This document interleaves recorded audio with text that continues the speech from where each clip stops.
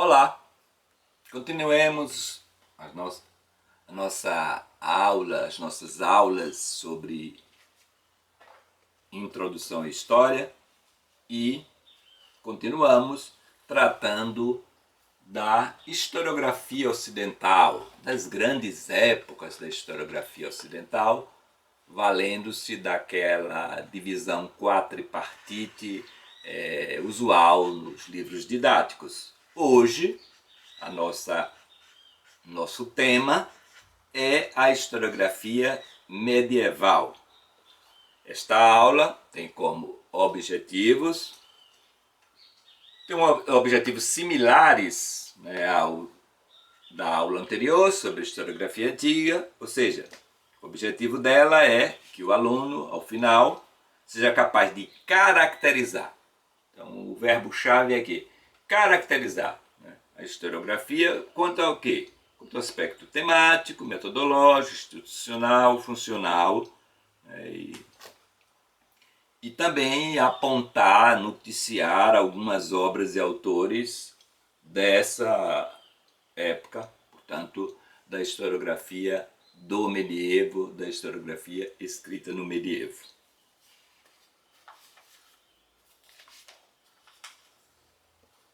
Então, como nós somos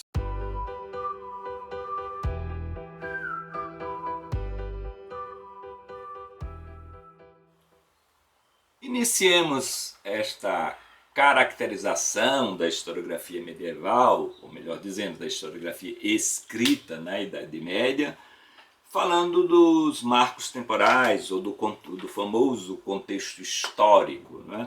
A historiografia medieval teve vigência, quer dizer, foi produzida entre o século IV e XV depois de Cristo. Esta Idade Média, só para relembrar, vocês viram isso com mais vagar no ensino médio, é usualmente dividida em duas grandes fatias: a Idade Média, a Alta Idade Média, a mais recuada, que vai do 4 ao 12, e a Baixa Idade Média, que vai do 12 ao 15. Claro que estou falando da divisão convencional, porque para um historiador famoso como Jacques Le Goff, ele acha que a Idade Média vai até, de fato, até o século XVIII. Mas deixemos essa polêmica e vamos nos ater à coisa mais consensual. E quais são as características dessa grande época, a Idade Média? Então, a descentralização política, o enfraquecimento dos poderes centrais, a hegemonia do cristianismo. O cristianismo se torna o grande cimento cultural da civilização ocidental, a ideia de Ocidente, impregnada por essa religião. Vamos chamar de ruralismo, um decréscimo da vida citadina e uma maior vivência no mundo rural, no mundo, houve um decréscimo da vida citadina, a ruralização. A vigência de um sistema que eu não vou caracterizar aqui para vocês, que vocês têm notícia, a vigência do sistema feudal, relações homem a homem, hierarquia, etc. e tal.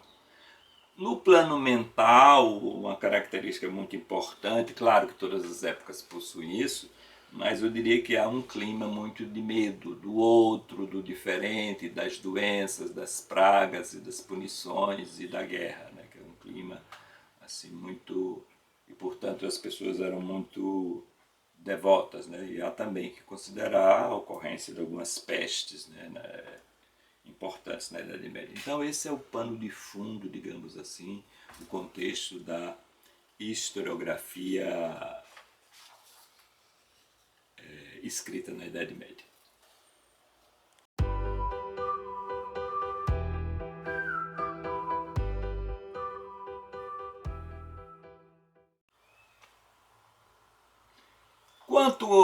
Quanto à temática, de que tratava a historiografia escrita na Idade Média? Sempre em largos traços, sempre uma generalização. A historiografia escrita na Idade Média, ou historiografia medieval, elegeu alguns temas, alguns assuntos favoritos. O principal deles foi a vida dos santos, os assuntos religiosos. Podemos dizer que substitui os heróis civis por heróis de Deus, os cristãos exemplares. Então, uma grande parcela da historiografia medieval recebe exatamente o nome, a forma de hagiografia, né, ou vida dos santos. Né. Essa hagiografia tem diversas funções, falaremos daqui a pouco sobre elas. Um outro tema favorito ou preferencial da historiografia escrita na Idade Média, né, sobretudo na Idade Média mais recente, os feitos bélicos dos nobres, os feitos guerreiros dos grandes. Né? Então, o príncipe, né, as grandes famílias, né, isso era outro tema. Nesse sentido, há uma continuidade com a historiografia da antiguidade, né, a historiografia anteriormente escrita. Uma outra coisa também no plano temático que caracteriza a historiografia medieval é a presença dos milagres e do maravilhoso de modo geral. Esses são temas. Eu estou falando do aparecimento do Deus, do diabo, de anjos. Né? Isso é muito. Isso soa estranho a nós, leitores contemporâneos, assim, formados pelo racionalismo. A gente fica assim chocado com a credulidade daqueles historiadores ou daqueles historiógrafos, né? É uma profusão de milagres muito grande, de maravilhoso. Né? Às vezes um eclipse, uma coisa natural, era visto como algo extraordinário. A historiografia também produzida na Idade Média se caracterizou por focalizar calamidades públicas, né? Porque, como eu já disse há pouco, a Idade Média se caracteriza por uma série de calamidades, fenômenos como fome, pestes e guerras. Esse é o aspecto temático. E quanto ao método, como caracterizar a historiografia do medievo? O feitio mais usual da historiografia medieval é sempre uma generalização. Né? Foi a compilação. Historiar era, sobretudo, compilar. Sobretudo, reunir e rearranjar o material feito pelos antecessores. Né? Continuar a tradição recebida e não inovar. Né? A ideia do magister dictit, o mestre falou. O método da historiografia, além desse feitio compilatório, a historiografia medieval também se pauta pelo pouco rigor quando se trata do uso das testemunhas. Né? Assim, não era incomum, não era comum a crítica dos testemunhos das fontes históricas. Predominava uma certa credulidade. Né? Quer dizer, é somente no Renascimento, após o Renascimento, que a ideia de submeter os documentos antigos a uma crítica, né, se torna mais comum. Uma outra característica no plano do método é o formato narrativo. Né. É uma historiografia que elencava os acontecimentos seguindo o fio dos anos ou das décadas. Aí é comum você encontrar, além da geografia, esse gênero historiográfico tão importante do medievo, anuários, centúrias, cronologias, epítomes, né? Todas elas marcadas pelo cronologismo, né? Pela ideia de seguir os fatos pelo fio do tempo.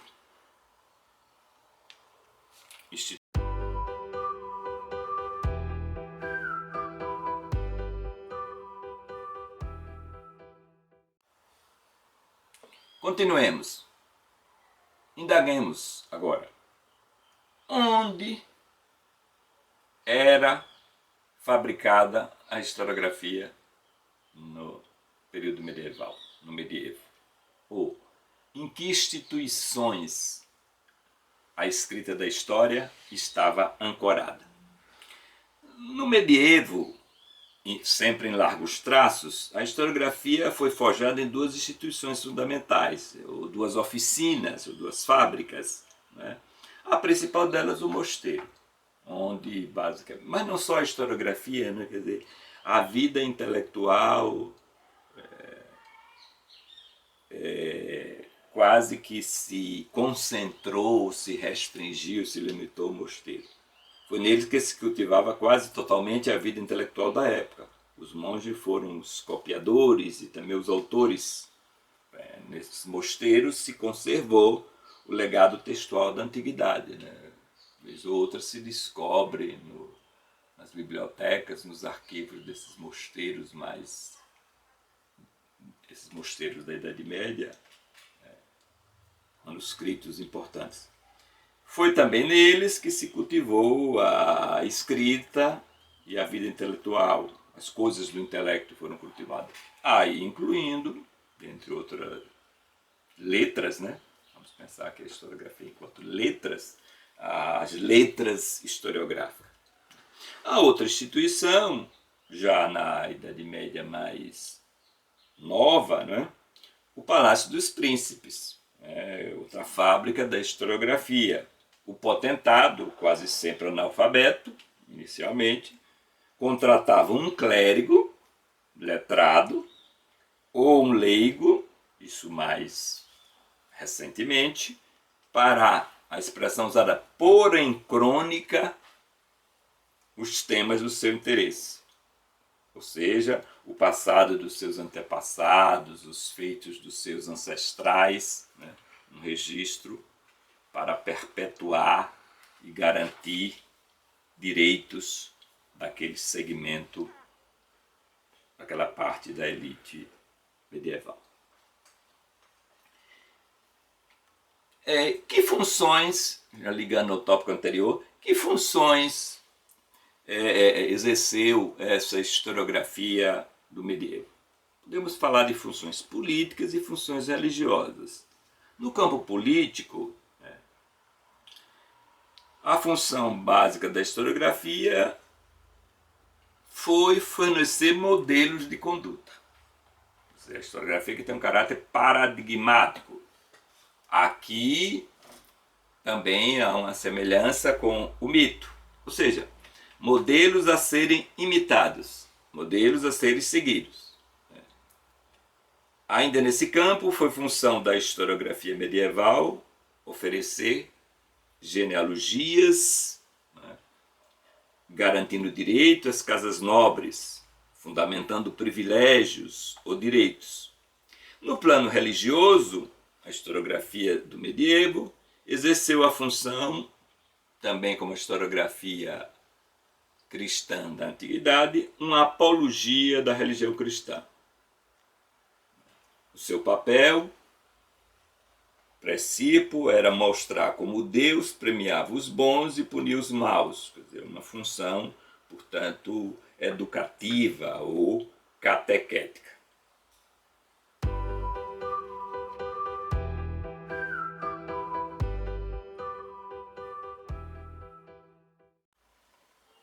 Que outros aspectos caracterizam essa historiografia escrita no medievo?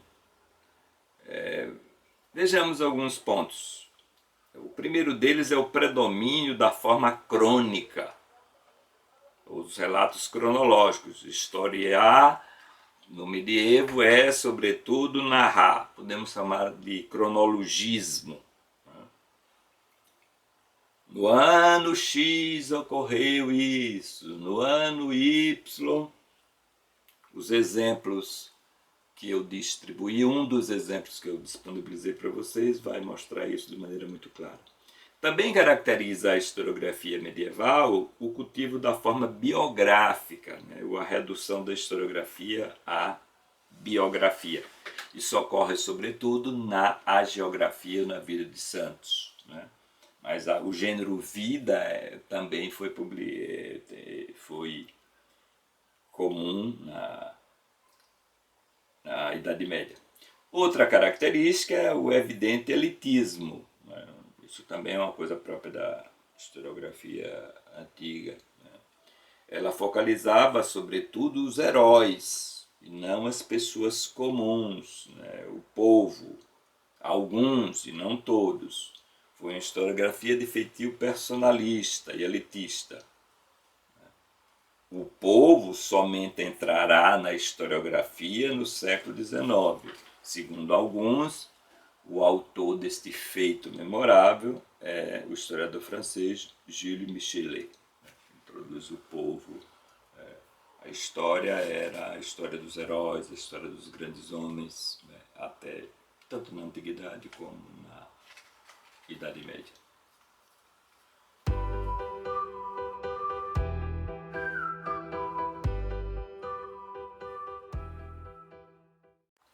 Por fim, uma pequena lista de algumas obras e seus respectivos autores produzidos no período medieval.